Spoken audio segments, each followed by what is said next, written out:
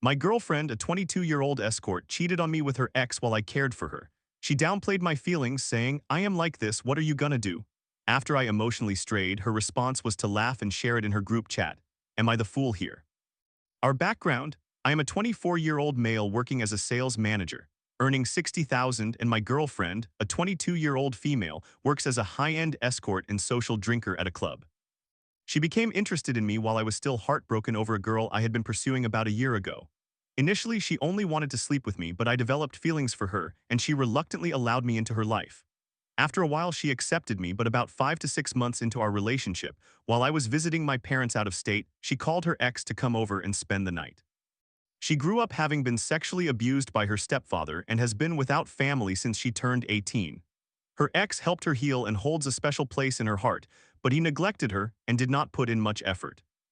Of course, I was devastated. I discovered this because I noticed her behavior becoming distant and went through her text messages. We attended a friend's event together, and when her ex arrived, she went down to pick him up. She cannot show me affection due to the concern that her customers might notice. Afterward, I confronted her about it, and she replied, "I am like this, what are you going to do?" So I left her. A few days later, she called me back, and I was soft-hearted, forgave her, and allowed her back into my life. In addition to the fact that we cannot publicly declare our relationship, whenever I come home from work, she does not smile because she is focused on her makeup for work. She tends to be perpetually late and becomes angry. In our daily routine, I come home, help her pack her bags for work, assist her in choosing clothes, help her obtain food, arrange a taxi, do her hair, and help her put on her clothing and necklace. Once she leaves for work, I clean the house and complete chores. When she returns home, she wakes me up to help her remove her makeup and to keep her company while she showers. I work from 9 a.m. to 6 p.m., and she works from 9 p.m. to 2 a.m., often going until 3 or 4 a.m. When I do not answer her calls as she returns home, she gets angry. Sometimes when she is drunk, she also becomes upset. If I am sleepy due to lack of rest, she gets mad. If I leave her to do my own activities, she reacts with anger. She verbally abuses me and hits me. I have spent so much money on her that I am now in debt. However, she spends just as much, if not more, as she earns 20,000 to 30,000 monthly. She occasionally sleeps with her clients, which I knew from the beginning, but I insisted I could handle it, even though I evidently cannot. We frequently attend clubs and events together, yet she never stays by my side because, technically, she is supposed to be single due to her job. She often engages in conversation with other men, including a few previous friends with benefits, which makes me feel invisible. A few months ago, we traveled to Thailand during my birthday month for a music festival, and I made reservations for a nice dinner for her. On the first day, she wanted to smoke marijuana, so I contacted a friend who provided free joints. We went over and she smoked while I wore a mask, but it was still overwhelming for me, causing a headache and leading me to vomit. Consequently, I spent the entire trip in the hotel, missing out on the dinner, which was prepaid, and she became angry with me while I was unwell. Throughout our relationship, I have felt unappreciated and neglected, lacking enthusiasm and effort from her side. Yes, she has brought me gifts such as designer perfume and took me to Gordon Ramsay's restaurant for my birthday, and while our sex life has been enjoyable, I struggle with climaxing, which frustrates her. When she becomes upset, she tells me to pack my things and leave, treating me as if I am insignificant. Even when I attempt to have a conversation and apologize when her anger seems unreasonable, such as me feeling sleepy, she often responds by telling me to pack my bags and go. I have to wake up at 7:30 a.m. for work, come home, assist her in getting ready, handle chores, then sleep and wake up at 3 or 4 a.m. when she returns, staying with her briefly before going back to sleep around 5 or 6 a.m. naturally. I end up sleepy and lacking energy, which results in her getting angry with me. I want to use my weekends to complete my DJ course and meet up with people for selling insurance, but she constantly accuses me of abandoning her and guilts me into staying home with her. I have significant aspirations, and I feel constrained. Here is where I went wrong. I began flirting with and texting other women both casually and in a sexual context. Being conventionally attractive, it is not unusual for women to reach out to me, and while I typically dismiss them easily due to my loyalty, I felt so restricted and unappreciated that I decided to engage with them. I met some women to discuss selling insurance, and when they flirted with me in person, it felt wrong and I stopped it. However, I allowed similar interactions with several other women. In fact, as a club promoter, many girls attempt to dance with me and flirt, and while I usually avoid such situations, I recently let them happen. Last night, she accessed my phone and went through my messages. Initially, she laughed at how ridiculous it was and took screenshots to share in her girls' group chat, comprised of cheaters, escorts, and those who sleep around.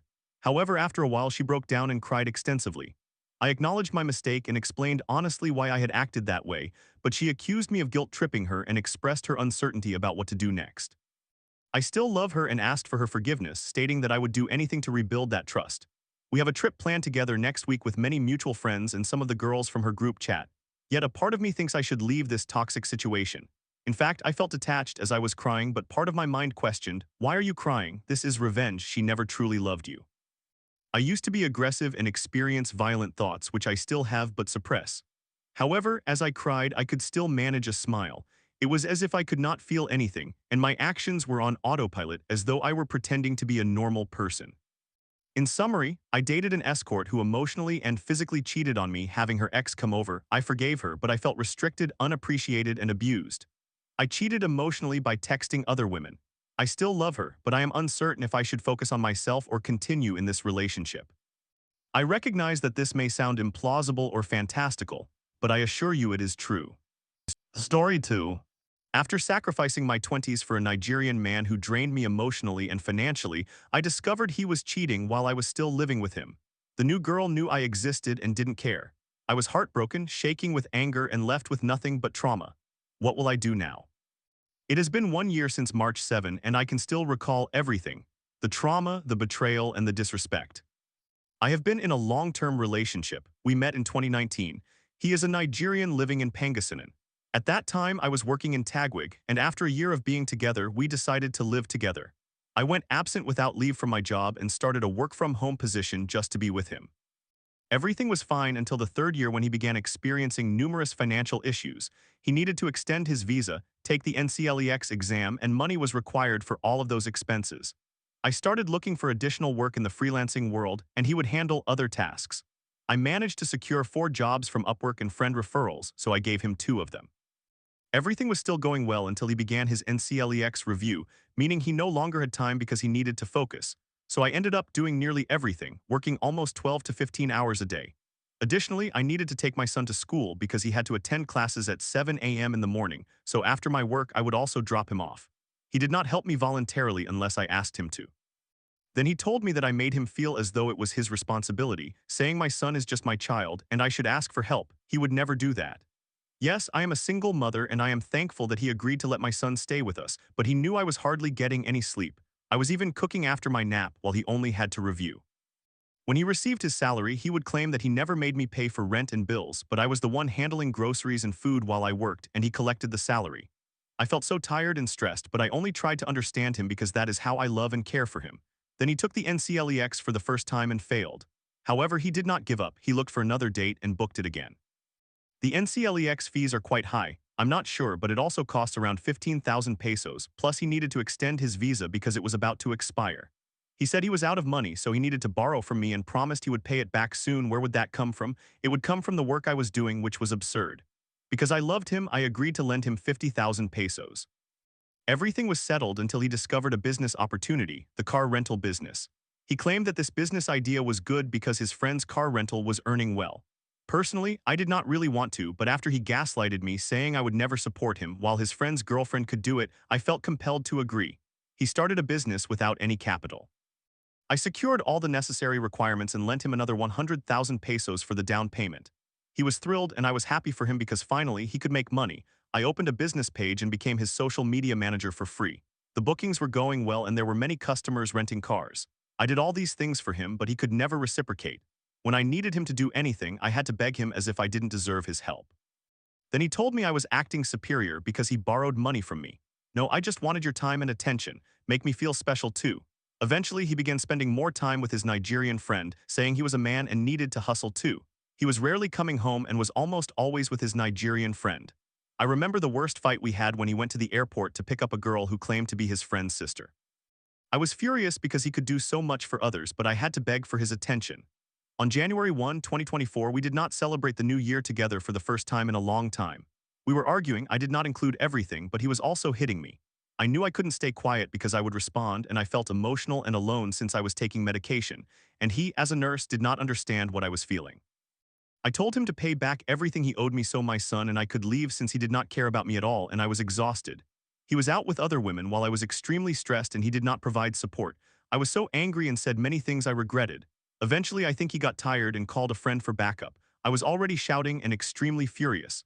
Perhaps I was overwhelmed, it had built up to this point. His friend would supposedly pay back his debt to me in full. My mother became involved at that time and we had to hire a lawyer, which meant I had no claim to the car, but I did get my down payment back. I was ready to go home after that long fight.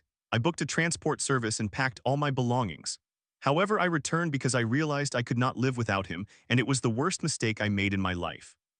We attempted to repair our relationship, but he no longer stayed at the apartment. Fast forward to March 7, I was scrolling on Instagram and realized it had been a while since I last checked my ex's account. I went to check it and saw a girl who had liked all his posts. He reciprocated by liking her photos as well. I had a gut feeling that something was wrong, so I messaged the girl. To my shock, they knew each other, they were already in a relationship. My ex and I were not okay anymore, but we fought constantly, so he was staying at his friend's house claiming he needed space from me. I did not know that he needed that space to meet other women. I was furious, trembling, and felt like I was dying. I called my ex, but he did not answer and eventually blocked me. The girl informed me that my ex was explaining to her that we were no longer together. How is that possible? I was still in your apartment and you said you needed space. He even texted me that day that I should cook for him because he was coming home. The girl was aware that I was still in the picture, but she did not care. On the same day that I discovered he was cheating, I packed all my belongings and left. He didn't even come to check on me or explain things as he used to do. Instead, he went to see that girl to prove to her that he loved her more than he loved me. How did that happen? The girl claimed, "How are you the girlfriend when we are on video call 24/7? I was there with you for 4 years, staying even when you had nothing. I remained even when you declared that I did not deserve flowers. I sacrificed and wasted my 20s on you. Now I am left with trauma. I needed to take ashwagandha and sought counseling because I became depressed. I became depressed to the extent that I questioned myself. Did I become toxic? Was it all truly my fault?"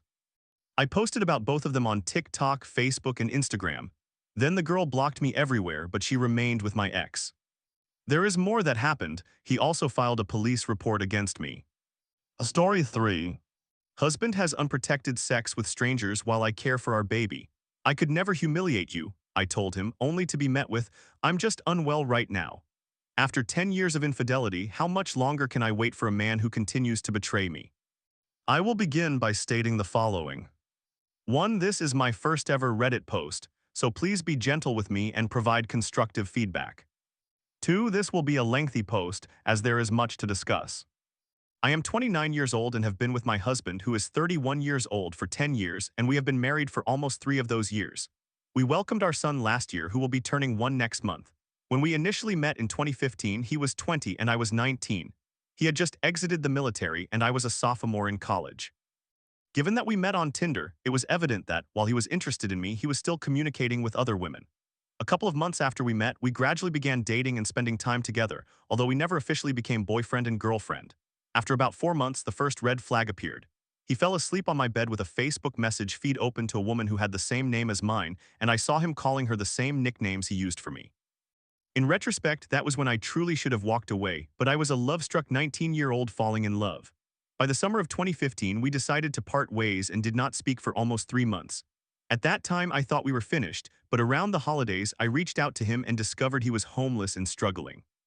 I offered him a place to stay in my college apartment, and we ended up living together for the following 7 years before we eventually got engaged and married. During my final 2 years of college, 2015-2017, I was the primary financial provider. By the time I graduated in 2017, my husband still did not have a job, and we were preparing to move cities. In 2018, he finally joined a college-to-career program that significantly assisted him, as a military veteran, in adapting to civilian life. Throughout the 7 years that we dated from 2015 to 2021, prior to our engagement, there was not a single year when he did not cheat on me, and in the most embarrassing manners. He formed emotional connections with numerous women on dating apps and even met with a few for sexual encounters. In 2017, I accompanied him on a trip out of state to attend his father's funeral. On the second day of the trip, I fell ill with food poisoning and was confined to his childhood bedroom with vomiting and diarrhea while he went to meet up with his high school sweetheart to talk. Discovering that was incredibly painful, and looking back, I still cannot comprehend how we persevered through that. In 2018, he initiated a side relationship with a classmate in his college program, which I ultimately confronted him about. Yet again, I chose to remain with him. In 2019, he began to explore his sexuality and even met with a locally famous drag queen for sex.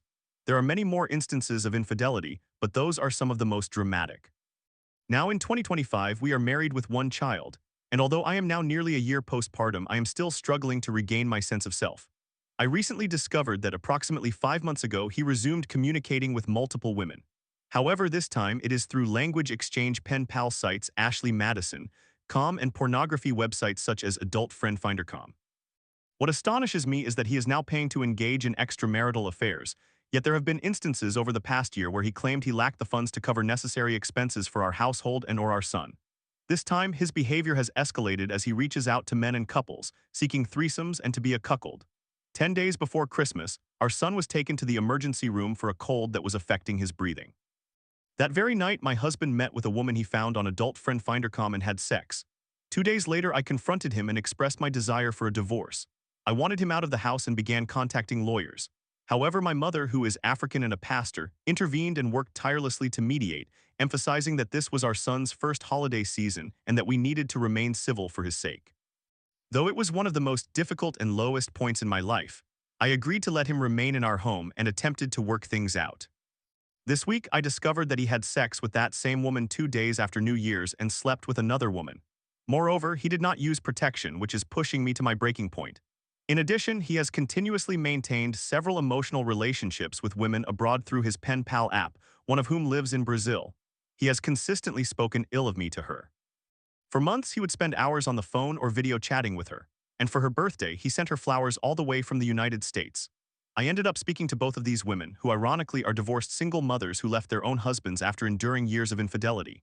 I cannot blame them or feel angry with them because he used a fake name, fabricated many lies about his life to them, and convinced them both that he was single and living independently. I suppose I am writing this lengthy post to seek advice from anyone who chose to remain with a spouse who is a serial cheater, and I am curious whether there is hope for improvement in this situation. We both identify as Christians. However, I grew up in the church as a pastor's child while my husband came to know the Lord only in adulthood. Before we married, I kept his infidelities private because I was naive in love and genuinely wanted my family to accept him. This time, I have revealed his behavior to my family, and some of his friends. Yet, due to our marriage and the fact that we now have a child, there is immense pressure to stay and attempt to resolve this issue. It is evident that my husband has psychological problems and an addiction to sex and pornography. I would also like to mention that he is adopted and is not close to or involved with either his biological or adopted family. I believe he has issues related to his mother and identity. Last week, I told him that I could never humiliate or hurt him in the way he has hurt me because I possess a moral compass and integrity. He replied that he has a moral compass too, but that he is simply unwell at this moment. I believe that my husband has the potential to be a good person and a decent father. However, he is a terrible boyfriend, spouse, and partner. Nevertheless, I firmly believe that with God, anything is possible and that he can improve. Yet I am uncertain how much longer I am willing to wait for him to change. Story 4. I just discovered my boyfriend of nearly 6 years cheated on me just 1 year into our relationship. I was just trying to get off, he said, but trading pics with a girl on Discord was way more than that. Now I'm questioning everything. What do I do next? I am just now discovering that my boyfriend of almost 6 years messaged a random woman on Discord in 2020. He had not previously downloaded Discord. His reason for getting on the application was specifically for this one purpose. We had been together for just over a year at this point. He was asking to see pictures of her body, such as shirtless photos and pictures of her private parts, and she would not send anything unless he did the same. He sent pictures of himself, which I took, as well as a sexual picture of himself grabbing himself while fully clothed, along with a soft and short video of himself in order to receive pictures from her. There was no other conversation apart from his attempts to see her naked. I went back to check timelines to see if maybe we had been broken up, fighting, or any other situation, but we were perfectly fine. He was actually texting me at that very moment. On the day he was doing this, I messaged him to check if he was awake. He was, and was suspicious about why he had not texted me already if he was up. He replied that he was playing a game on his phone, so I continued the conversation and told him I loved him. He was, in fact, texting that person while I was writing to ask why he had not contacted me since he was awake. He had been messaging her about 30 minutes before I sent my first message of the day asking if he was up. I actually texted him to see if he wanted to spend the night, as that was our normal routine, and that we would come to pick him up soon, so he was with me about an hour or so after messaging the woman. Keep in mind that we had been together for just over a year at this time. I have never known him to be the cheating type. I have never had any suspicions that he would cheat or flirt or anything similar. It may sound foolish, but I was genuinely taken aback because he has no history of this kind of behavior, and we have been together for almost 6 years. I do not think I would have been as shocked if it had occurred in 2019 because we were experiencing some difficulties then, but seeing that it happened in June or July 2020 made me feel sick. I know it is cheating, it may not be emotional cheating, but he was still exchanging pictures and asking to see specific images to achieve arousal. The woman bombarded his phone with messages, and he did not respond until 5 days later when he said, "What's up?" and received no reply. It is evident that he did not feel remorse even 2 days later because he reached out 5 days later. I also discovered that around this same time, basically summer 2020, he had downloaded a couple of applications for live chats and video date meetings.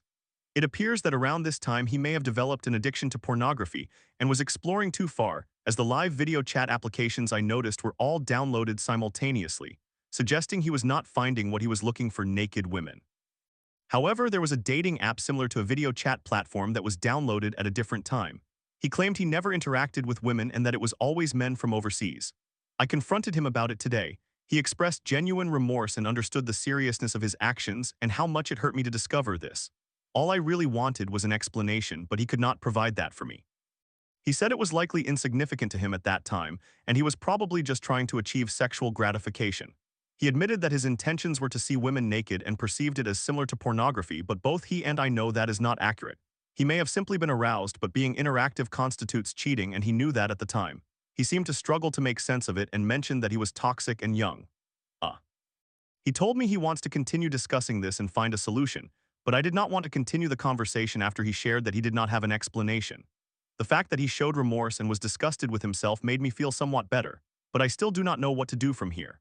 I have experienced no issues with trust over the past 5 years and have found nothing else apart from those applications and the Discord messaging in the summer of 2020. That was it, considering this was just 1 year of our relationship, but now 5 years have passed. How would you respond?